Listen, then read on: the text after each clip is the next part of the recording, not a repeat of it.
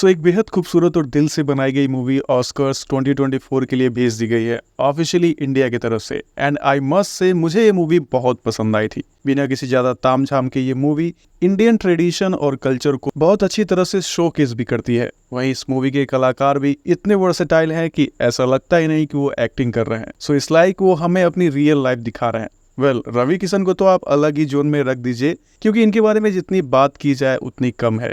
ये भाई साहब सबसे अलग एंड एक्टिंग की फैक्ट्री हैं। इनको फिल्म पे फिल्म, रोल पे रोल देते जाओ एंड ये उसे 100% परफेक्शन से करके देते हैं। खैर, ये तो नींद में ये 2-4 मूवीज निपटा सकते हैं, इतना टैलेंट है इस बंदे के अंदर। इस मूवी की पूरी कास्ट परफेक्ट मैच है। एंड भाई किरण राव जिन्होंने इस मूवी को डायरेक्ट किया है, story writer Biplab Goswami, screen play by Sneha Desai. इनकी जितनी भी तारीफ की जाए उतनी कम है। बॉलीवुड एंड इंडियन सिनेमा के चकाचौंध के बीच जहाँ फुल एक्शन मास एंटरटेनमेंट ने पूरी इंडियन सिनेमा की पहचान बना रखी है, वही ये लोग एक फिल्म लेकर आते हैं जिसे आप देखते हो, फील करते हो एंड एक अजीब सी खुशी भी महसूस करते हो। मानो इस मूवी को देखने के बाद आपने खुद कुछ अचीव कर लिया हो। मूवी खत्म होती है बट आपका मन करता है कि काश 1-2 घंटे ऐसे ही मैं स्क्रीन के आगे बैठा रहूं। इस मूवी की कहानी ही इसकी आत्मा है, जो किसी भी फिल्म की होती है एंड होनी भी चाहिए। बट आजकल की काफी सारी फिल्मों में ये जो चलन है ये कम हो गया है, क्योंकि आजकल की फिल्में बड़े बड़े स्टार्स के नाम से चलती हैं। बट लापता लेडीज आपको वो मौका फिर से देती है जिसमें आप एक एब्सोल्यूट ब्यूटीफुल इंडियन सिनेमा को एक्सपीरियंस कर सकते हो।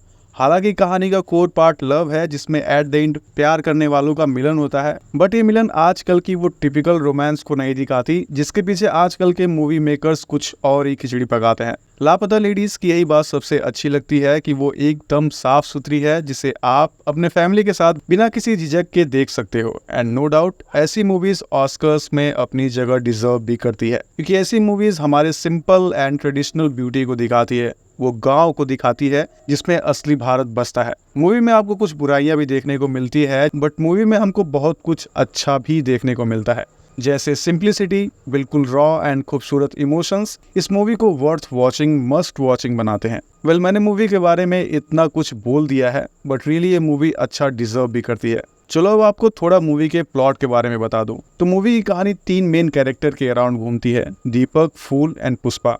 दीपक की शादी होती है फूल से, जो शादी के बाद फूल के साथ अपने गांव लौट रहा होता है। अब दीपक एंड फूल जिस ट्रेन से गांव जा रहे होते हैं, उसमें उनके जैसे और भी शादीशुदा जोड़े होते हैं, जिसमें जो दुल्हन होती है वो एक जैसी रेड कलर वाली साड़ी पहनी होती है। एंड इन सब ने घूंघट डाल रखा होता है, जिससे इनको सिवाय नीचे जमीन के कुछ और नहीं दिखता। एंड इन दुल्हनों को पहचानना भी नामुमकिन होता है, खासकर एक दूल्हे के लिए, क्योंकि इनका चेहरा भी नहीं दिखता। खैर, यहाँ तक तो फिर भी मामला ठीक होता है, क्योंकि सेम या आइडेंटिकल ड्रेसेस होने के बावजूद सभी जो ब्राइड होती है, दुल्हन होती है, वो अपने अपने दूल्हे के पास बैठी होती है। तो यहाँ तक तो कोई दिक्कत नहीं आती। बट मामला तब गड़बड़ हो जाता है जब दीपक को नींद आ जाती है, क्योंकि ऑफ कोर्स रास्ता लंबा होता है और वो थका होता है, रात भी होती है, तो वो सो जाता है। बट गाड़ी जब सूरजमुखी गांव पहुंचती है, जो दीपक का गांव होता है, उस वक्त काफी रात हो चुकी होती है एंड ऑलमोस्ट सभी पैसेंजर्स सो रहे होते हैं। तभी दीपक की आंख खुलती है, वो जल्दी जल्दी सामान वामान लेकर गाड़ी से उतरता है और फूल को आवाज देता है कि जल्दी गाड़ी से बाहर निकलो, हमारा स्टेशन आ गया।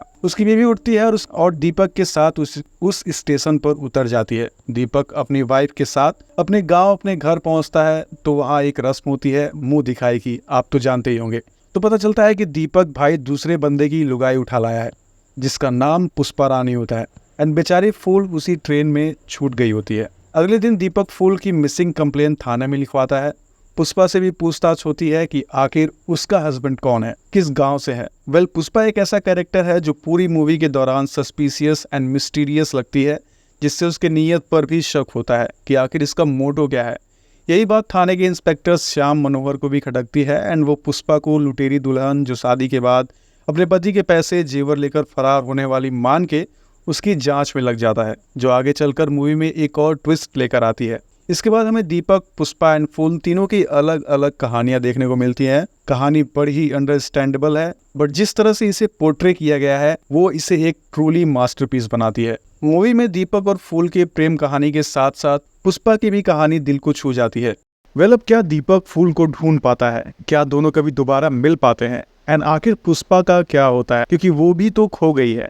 इन सभी भागदौड़ के बीच ये मूवी अपना काम बखूबी करके देती है एंड वो है आपके दिल को छू लेने का काम। मूवी के बारे में इसके आगे आप मूवी में ही देखो तो ज़्यादा अच्छा होगा, क्योंकि मैं इस मूवी का बेस्ट पार्ट रिवील नहीं करना चाहता। एंड ये मूवी अगर आपने अभी तक नहीं देखी है तो श्योरली आपने इस साल की one of the best movie को मिस कर दिया है। तो मेरी मानो इस मूवी को बड़े आराम और इत्मीनान से पूरा देख लो, आपको अच्छा लगेगा। बाकी मूवी का नाम तो आपको पता ही है, लापता लेडीज, जिसकी IMDb रेटिंग 8.4 है। ये मूवी आपको नेटफ्लिक्स पर देखने को मिल जाएगी। वेल, अब देखते हैं कि एक बार फिर से ऑस्कर्स के लिए भेजी गई एक खूबसूरत मूवी, एक इंडियन मूवी के साथ ऑस्कर्स वाले क्या करते हैं। खैर, उनके बारे में तो ज़्यादा कुछ बोलूँगा नहीं, बट मेरे लिए ये मूवी सबसे यूनिक और वन ऑफ द बेस्ट है इस ईयर की। चलो फिर आप इस मूवी को देखने के बाद बताना आपको ये मूवी कैसी लगी। मिलता हूँ आपसे नेक्स्ट वीडियो में, तब तक के लिए नमस्कार एंड जय हिंद।